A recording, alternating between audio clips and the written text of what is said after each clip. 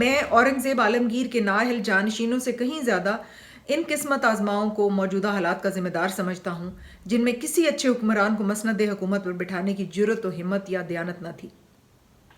دہلی کے نااہل، مفلوج اور بے بس حکمران ان کی گروہی سیاست کی پیداوار تھے۔ لال قلعہ ان کے لیے زور آزمائی کا اکھاڑا تھا۔ بادشاہوں کے تاج ان کے ہاتھوں کے کھلونے تھے۔ ہر گروہ کی یہ خواہش تھی کہ دہلی کے حکمران کی حیثیت ایک بے بس دعا گو سے زیادہ نہ ہو اور وہ اس کی سرپرستی میں زیادہ سے زیادہ فائدہ اٹھا سکیں۔ ایک گروہ کسی نااہل حکمران کو اپنی بساط سیاست کا مہرہ سمجھ کر تخت پر بٹھاتا تھا اور دوسرا گروہ اسے تخت سے اتار کر اس سے زیادہ نااہل امیدوار کے سر پر تاج رکھنے کی جدوجہد شروع کر دیتا تھا۔ اگر ان حالات سے فائدہ اٹھا کر دہلی سے باہر چند صوبہ داروں نے اپنی سروں پر چھوٹے چھوٹے تاج رکھ لیے تو ہم پر کوئی احسان نہیں کیا۔ اگر دہلی کے عمرا نیک نیت ہوتے اور ان کی سیاست قوم کے اجتماعی مفاد کے تابع ہوتی تو وہ یقیناً اپنی ذاتی سودا بازیوں کی خاطر نااہل حکمران تلاش نہ کرتے۔ انہوں نے جس مستعدی کے ساتھ چند فاتر العقل حکمرانوں کو تخت پر بٹھانے کی جدوجہد کی تھی، اگر اسی مستعدی کے ساتھ کسی اجتماعی نصب العین کے حصول یا کسی ضابطہ اخلاق کی فتح کے لیے جدوجہد کرتے تو وہ دہلی کے تخت کے لیے بہترین حکمران تلاش کر سکتے تھے۔ لیکن وہ کسی اصول یا ضابطہ اخلاق کی فتح کو اپنی ذاتی خواہشوں اور امنگوں کی شکست سمجھتے تھے۔ وہ کسی اصول یا مقصد کے لیے قربانی دینے کی بجائے ہر اصول اور مقصد کو اپنی ذاتی خواہشات پر قربان کرنا سیکھ چکے تھے۔ یہی ہو رہا ہے آج کل بھی۔ دہلی کی سلطنت کے زوال کی وجہ صرف یہی نہیں کہ اس کے حکمران برے تھے، بلکہ اس کی وجہ یہ بھی تھی کہ وہ بے ضمیر امراء جو سلطنت کے ستون کہلاتے تھے ہر برائی میں اپنی بھلائی تلاش کرتے تھے۔ حسین بیگ کے لیے معظم علی کی گفتگو کا صرف وہ حصہ قابل توجہ تھا جو بنگال اور علی وردی خان کے ساتھ تعلق رکھتا تھا۔ دہلی کے امراء سے اسے کوئی دلچسپی نہ تھی اور معظم علی اگر ان کے لیے اس سے بھی زیادہ سخت الفاظ استعمال کرتا تو بھی اسے اعتراض نہ ہوتا۔ اس نے کہا، برخوردار، مجھے دہلی کے امراء یا حکمرانوں سے کوئی دلچسپی نہیں۔ اگر انہوں نے برائی کا بیج بویا تھا تو انہیں کئی بار اس کی سزا مل چکی ہے۔ دہلی کئی بار مرہٹوں اور جاٹوں کے ہاتھ لٹ چکی ہے، لیکن ہمیں ان لوگوں کا شکر گزار ہونا چاہیے جنہوں نے ایسے حالات میں بھی بنگال، اودھ اور دکن کو تباہی سے بچا لیا ہے۔ وہ ہمارے محسن ہیں۔ بنگال میں علی وردی خان ہماری عزت اور آزادی کا آخری محافظ ہے۔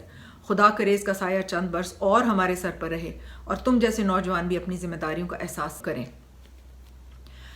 حسین بیگ ان الفاظ پر اس ناخوشگوار بحث کو جو اس کے لیے کافی حد تک ناقابل برداشت ہوتی جا رہی تھی ختم کرنا چاہتا تھا، لیکن معظم علی نے کہا، چچا جان، آپ برا نہ مانیں، مستقبل کے مورخ ان صوبہ داروں کو موجودہ صورتحال کی خرابی سے بری و ذمہ قرار نہیں دیں گے، جنہوں نے دہلی کے دربار کی سازشوں سے فائدہ اٹھا کر سلطنت کو آپس میں تقسیم کر لیا ہے۔ اگر ان میں سے کوئی پوری سلطنت پر قبضہ کر لیتا اور اس کا مقصد یہ ہوتا کہ قوم کو تباہی سے بچایا جائے تو کم از کم میں اس سے اس کا حسب و نسب نہ پوچھتا۔ اگر وہ اپنے کردار سے قوم کا نجات دہندہ ثابت ہوتا تو میں ایک رضاکار کی حیثیت سے اس کے جھنڈے تلے جان دینا اپنے لیے باعث سعادت سمجھتا۔ اس کی فوج کا معمولی سپاہی بن کر مجھے یہ اعتماد ہوتا کہ جب وہ کوئی غلط قدم اٹھائے گا تو میں اسے روک سکوں گا۔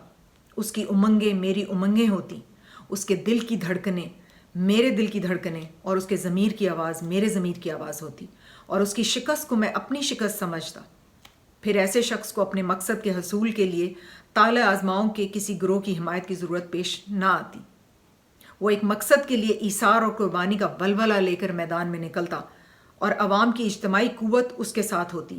وہ عوام کے لیے جھونپڑے تعمیر کرتا اور اس کے اقتدار کی مسند مرمری ایوانوں کی بجائے ان کے دلوں میں ہوتی۔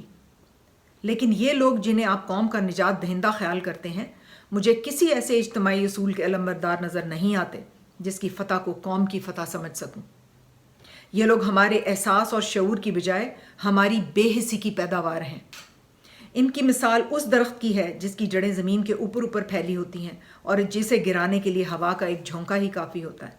آپ یہ سمجھتے ہیں کہ وہ ہمیں مرہٹوں کی لوٹ مار اور ایسٹ انڈیا کمپنی کی ہوس ملک گیری سے بچانا چاہتے ہیں، لیکن کیا یہ حقیقت نہیں کہ وہ ایک دن مرہٹوں کے خلاف جنگ کرتے ہیں اور دوسرے دن ان کے دوست بن جاتے ہیں؟ اور اگر مرہٹے انہیں مدد دینے کے لیے تیار ہو جائیں تو اپنے مسلمان ہمسایہ پر حملہ کرنے سے دریغ بھی نہیں کرتے۔